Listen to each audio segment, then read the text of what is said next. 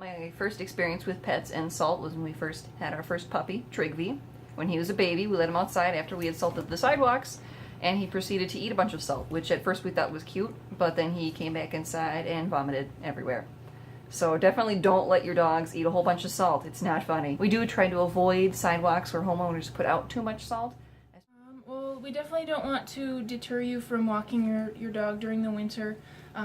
We want to keep everybody fit and healthy and active.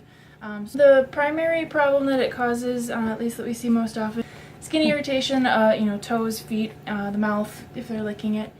Other things to worry about is if they lick the salt off their paws and ingest enough. Based on body size, there can be some toxicity concerns. Mostly with excess salt can obviously throw off electrolyte values.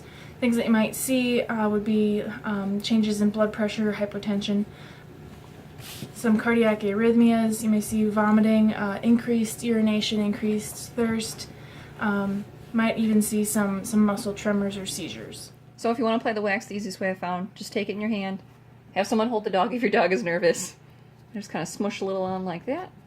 And then just take my hand and just make sure it's rubbed under those paw pads really nicely. It helps to protect the salt and snow from adhering to their paws, and also helps against them drying out. And then it also makes it easier once you get home because the salt doesn't adhere quite as strongly. You can wipe it off easier with your towel. Basically, I mean, this one just has one Velcro enclosure. Some of the models are a little different. I have a bigger version here. You can see it has both a cinch on the top and on the down near the ankle here, just for larger dogs. But basically, they just go on the paw. Ta-da! Thank you. And then you just tighten like that.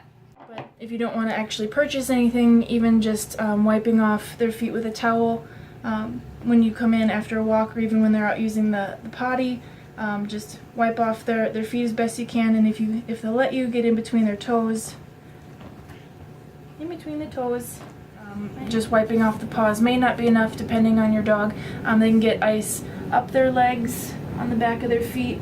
Oh, good girl. And they can get it on their tummies too, from kicking it up and splashing the puddles and getting it kind of all over themselves.